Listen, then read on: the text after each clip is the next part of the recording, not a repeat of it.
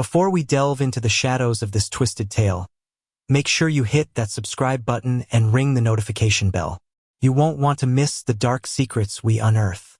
Perfect wife kills billionaire husband. A dark and bloody secret unfolds. The world knew her as Eleanor Vance, the impeccably dressed, ever-smiling wife of the monolithic billionaire, Julian Vance. Their life was a carefully curated masterpiece, a collection of sun-drenched holidays in the Maldives, glittering charity galas where Eleanor's laughter tinkled like wind chimes, and sprawling estates that were more museum than home. To the outside observer, their love was the kind of epic romance whispered about in hushed, envious tones. The brilliant, self-made man and the stunning, adoring woman who was his perfect counterpart. But like the most beautiful of roses, their story had thorns and a darkness that festered just beneath the perfumed petals. It was on a Tuesday, a day so painfully ordinary it seemed an unfit stage for the tragedy that was to unfold, that the first crack appeared in their gilded cage. The morning sun, a buttery yellow, spilled across the silk sheets of their master bedroom, a room the size of a small apartment. Julian, as was his custom, had been awake since the first hint of dawn, his sharp mind already dissecting stock portfolios and global markets. He was a man of routine, of discipline, a creature of habit who had built an empire on the unshakable foundations of predictability. Eleanor, on the other hand, was a study in practiced stillness. She lay beside him, her breathing even, her cascade of blonde hair a stark contrast against the deep emerald of the pillows. To anyone watching, she was the picture of serene slumber. But beneath the facade of tranquility, her mind was a tempest. She was acutely aware of the precise moment Julian's feet, clad in monogrammed velvet slippers, padded softly across the plush Persian rug. She heard the almost imperceptible click of his study door as it closed, a sound that in their early, more tender years, had been a prelude to a whispered good morning and a gentle kiss. Now it was a signal, a starting gun for the performance of her day. She rose, her movements fluid and graceful, a dancer even in the simple act of leaving her bed. Her reflection in the antique, floor-to-ceiling mirror was that of a stranger she had long grown accustomed to. The woman who stared back was flawless, her skin creamy and unblemished, her eyes the color of a summer sky, her figure honed to perfection by personal trainers and a diet that was as much about control as it was about nutrition. This was the woman Julian had created, as he so often and so carelessly reminded her. She was his greatest acquisition, the most beautiful piece in his vast collection of priceless objects. Her day, like all her days, was a meticulously scheduled ballet of social obligations and personal maintenance. A fitting with her couturier for the upcoming opera ball, a lunch with the wives of other powerful men, a board meeting for one of the many charities that bore the Vance name. It was a life of privilege, of endless luxury, a life most would kill for. And in a way, Eleanor was slowly being killed by it. The endless parade of smiling faces, the hollow compliments, the constant, gnawing pressure to be perfect, it was a slow-acting poison, seeping into the very marrow of her bones. The first hint of the bloody secret that was to unravel their perfect world came in the form of a small, exquisitely wrapped gift box left on her vanity. It was not her birthday, nor was it their anniversary. Julian was not a man for spontaneous gestures of affection. His gifts were always grand, always public, always designed to reinforce the narrative of their perfect marriage. This was different. This was intimate. Her heart, a long dormant thing, gave a hopeful flutter. Perhaps, she thought, this was a sign, a glimmer of the man she had fallen in love with all those years ago, the man who had seen beyond the pretty face and had spoken of dreams and constellations. With trembling fingers, she untied the silk ribbon and lifted the lid. Inside, nestled on a bed of black velvet, was a single, perfect, blood-red rose. But it was not the rose that made her breath catch in her throat, that made the blood drain from her face. It was what lay beside it, a small, antique silver key, tarnished with age, and a note, written in a looping, unfamiliar hand. The note contained only 2 words. He knows. The world tilted on its axis. The carefully constructed walls of her gilded cage began to crumble. The air in the opulent room suddenly felt thin, suffocating. "He knows." The words were a death knell, a harbinger of a storm that had been brewing in the darkest corners of her past. A storm she had prayed would never break. The rest of the day was a blur, a haze of forced smiles and polite conversation. The couturier's incessant chatter about silks and satins was a meaningless drone in her ears. The clinking of champagne glasses at lunch was a cacophony that grated on her already frayed nerves. All she could see were those two words, burned into her memory. All she could feel was the cold, hard weight of the silver key, which she had secreted away in the hidden pocket of her Chanel handbag. That evening, the tension in the Vance mansion was a palpable thing. A thick, cloying fog that even the servants, long accustomed to the silent undercurrents of their employers' moods, seemed to notice. Julian was in his study, a place that had become more of a fortress than a workspace. The heavy oak doors were closed, but the muffled sounds of his voice, sharp and angry, seeped out from under them. Eleanor stood at the top of the grand staircase, her hand gripping the cool marble of the balustrade. The silver key felt like a brand in her palm. The note had been a warning, but from whom? And what did Julian know? The possibilities, each more terrifying than the last, swirled in her mind. Her past, a thing she had buried so deep she had almost convinced herself it no longer existed, was a tapestry woven with threads of poverty, desperation, and a secret so dark it had the power to destroy not only her but the man she had sworn to love, honor, and obey. It was a secret born in the rain-slicked back alleys of a city, a world away from the sun-drenched boulevards she now called home. It was a secret sealed with a promise and a sacrifice, a secret that had allowed her to escape a life of squalor and step into a fairy tale. But fairy tales, she was beginning to understand, were just stories. And a gilded cage, no matter how beautiful, was still a cage. As the grandfather clock in the hall chimed midnight, the study door creaked open. Julian emerged, his face a mask of cold fury. His eyes, usually a warm, intelligent brown, were now chips of ice. He held a file in his hand, a file that Eleanor knew, with a certainty that chilled her to the soul, contained the tattered remnants of her former life. "We need to talk, Eleanor," he said, his voice devoid of any warmth, any of the affection he so convincingly feigned in public. And as she followed him into the heart of his fortress, the place where he wielded his power like a weapon, Eleanor knew that the performance was over. The dark and bloody secret was about to unfold, and the perfect wife was about to become a killer. The study was a room that spoke of power and control. The walls were lined with leather-bound books. The scent of old paper and expensive whiskey hung in the air.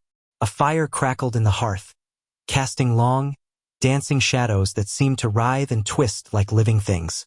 Julian didn't sit behind his massive mahogany desk. Instead, he stood before the fire, the file in his hand, his silhouette a dark, menacing specter against the flames.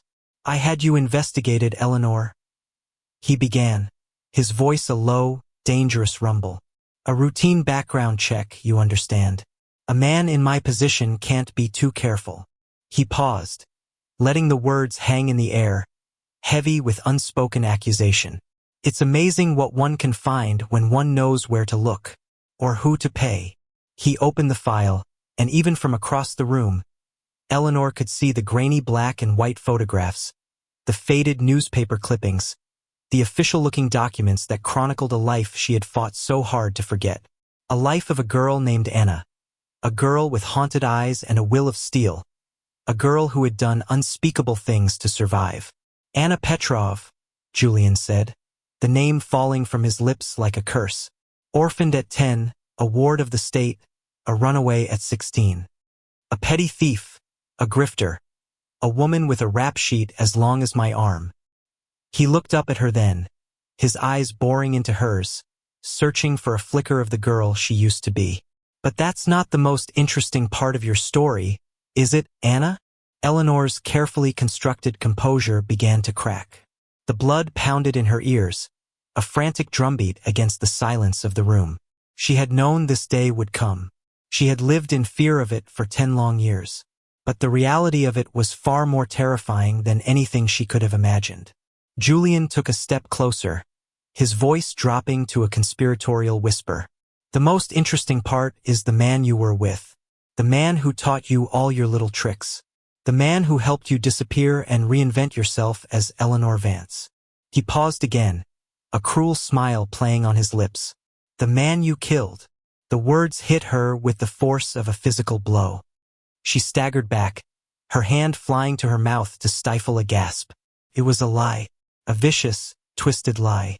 But as she looked at the cold, calculating expression on her husband's face, she realized the truth didn't matter.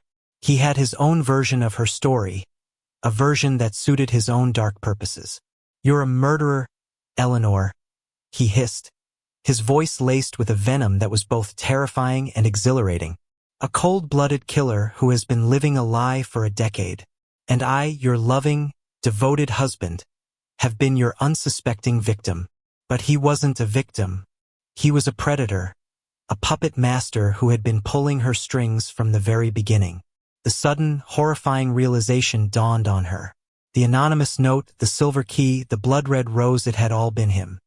He had been playing with her, tormenting her, enjoying her fear. "What do you want, Julian?" she asked, her voice surprisingly steady, the fear giving way to a cold, hard anger. "What do I want?" he echoed, a mirthless laugh escaping his lips. "I want what I've always wanted, my dear. Control. I own you, Eleanor. I created you. And now, I'm going to uncreate you." He laid out his plan with a chilling precision. He would not expose her to the world. That would be too messy, too public. Instead, he would keep her as his prisoner, his perfect, beautiful wife who would do his bidding without question, without complaint. She would be his puppet and he would be her master. And if she ever dared to defy him, he would not hesitate to destroy her. As he spoke, something inside Eleanor, something that had been dormant for a very long time, began to stir.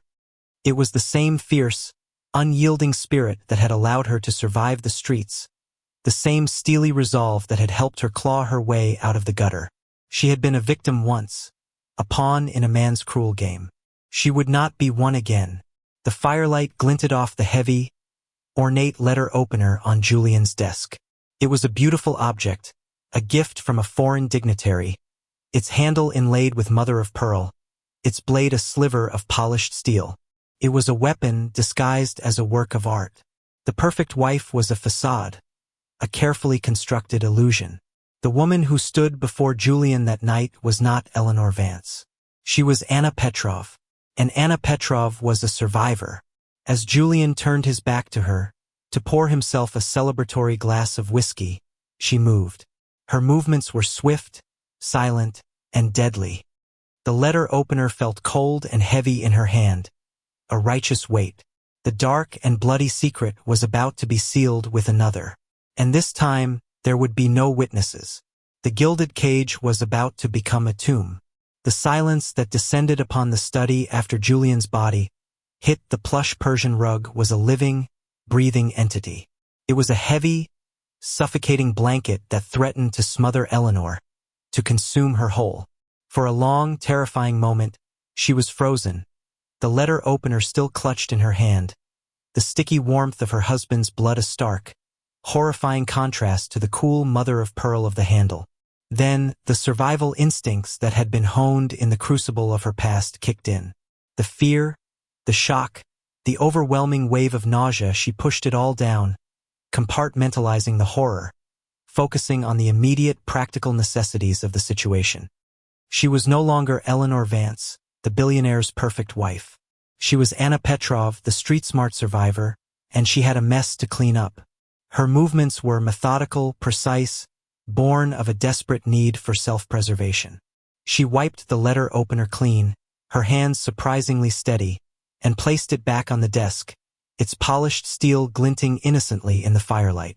She checked for blood on her clothes, on her skin, her heart a frantic drum against her ribs. She was a ghost, a phantom, erasing her presence from the scene of the crime. But as she worked, Her mind was a maelstrom of conflicting emotions. There was no remorse, no guilt for what she had done. Julian had been a monster, a cruel, manipulative man who had taken pleasure in her fear, who had sought to own her, to break her. He had deserved his fate. But there was a new, more insidious fear that had taken root in its place. The fear of being caught, of losing the life she had so painstakingly built, of being dragged back into the darkness she had fought so hard to escape. And then there was the ghost of her past, the specter of the man Julian had accused her of killing. Dmitri. The name was a whisper in the back of her mind, a name she had not dared to speak, to even think, for a decade. He was the architect of her new life, the man who had taught her how to survive, how to fight, how to disappear. He was also the man she had loved, the man she had betrayed. The silver key, the one that had arrived with the blood-red rose and the cryptic note, burned a hole in her pocket. It was a key to a past she had thought was locked away forever, a past that was now threatening to collide with her present with catastrophic force. The days that followed Julian's death were a surreal, nightmarish blur. The discovery of the body by the housekeeper, the arrival of the police, the endless questions, the feigned grief. It was a performance of a lifetime, and Eleanor played her part to perfection.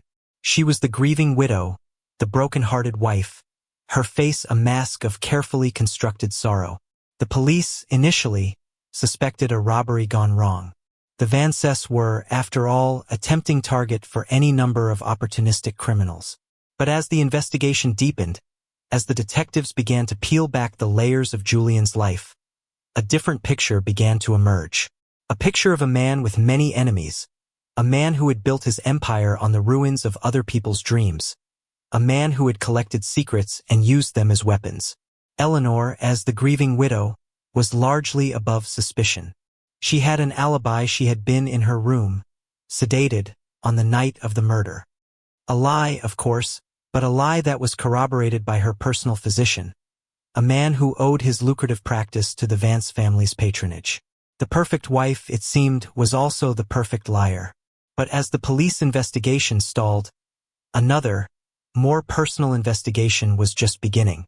The silver key was a puzzle, a riddle she had to solve. It was a key from her past, she was sure of it, but to what? A lockbox? A safe? A memory? Her search began in the one place she had never dared to venture: Julian's private vault. It was a place of secrets, a place where he kept his most valuable possessions, his most sensitive documents. It was a place, she now realized, where he may have kept the secrets of her past. The vault was a marvel of modern security, a fortress of steel and reinforced concrete hidden behind a false wall in his study.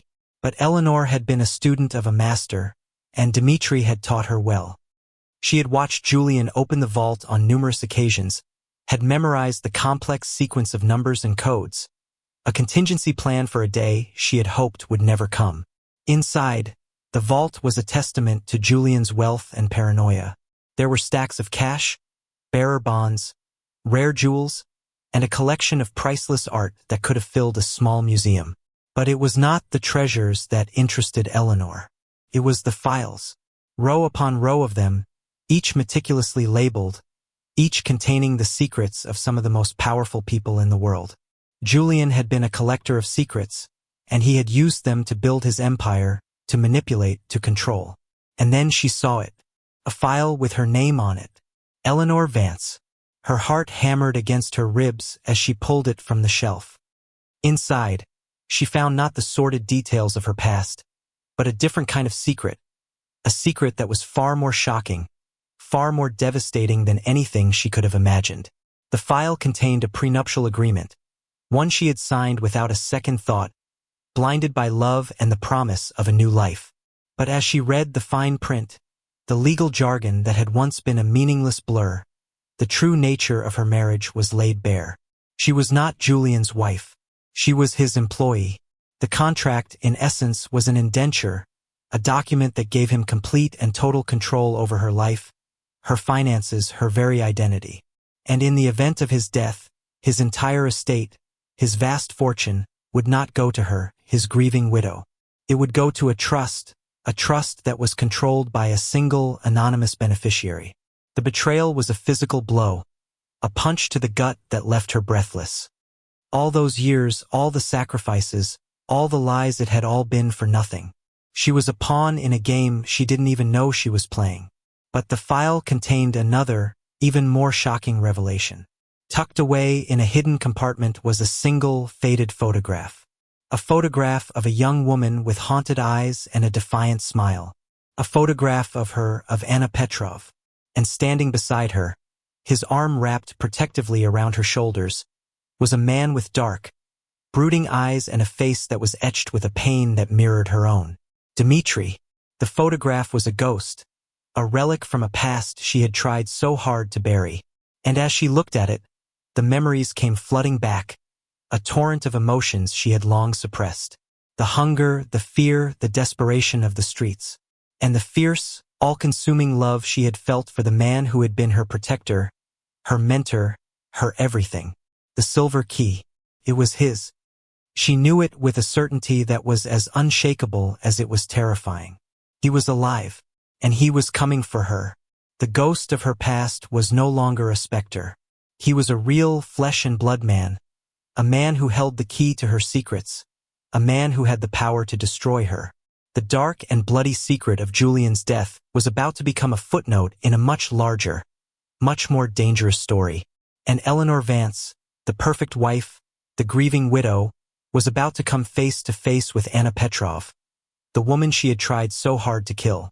The city, once a glittering playground of wealth and privilege, now felt like a cage, its towering skyscrapers casting long, menacing shadows. Every unfamiliar face in the crowd was a potential threat, every ringing phone a harbinger of doom. The ghost of Dmitri was everywhere, in the periphery of her vision, in the whispers of the wind, in the frantic beating of her own heart. She had to find him before he found her. But where to begin? A decade was a lifetime. The world they had known, the underworld of grifters and con artists, was a transient, ephemeral thing. People disappeared, reinvented themselves, or simply died. Her only clue was the silver key. It was an antique, ornate, with a distinctive crest on its bow.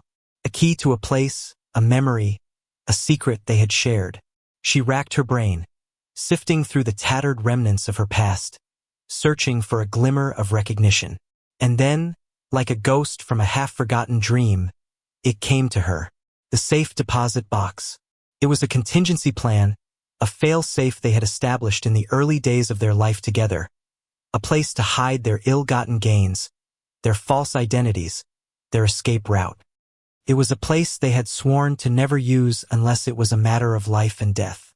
The bank was a nondescript building in a forgotten corner of the city, a place where people went to hide their secrets, to launder their money, to disappear.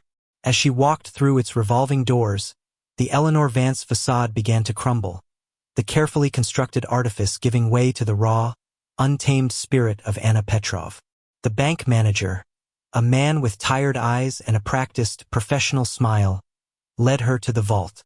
The air was cool and still, the silence broken only by the rhythmic click of the tumblers as he opened the heavy, steel door. Her box was at the bottom, tucked away in a dusty corner, a forgotten relic of a forgotten life. With trembling hands, she inserted the key. It turned smoothly, the lock yielding with a soft, satisfying click. She took a deep breath, steeling herself for what she might find inside. A confession? A threat? A final, parting shot from the man she had both loved and betrayed? The box was heavy, heavier than she remembered. She lifted the lid, her heart pounding in her chest. Inside, there was no money, no jewels, no false passports. There was only a single leather-bound journal, and a single perfect, blood-red rose.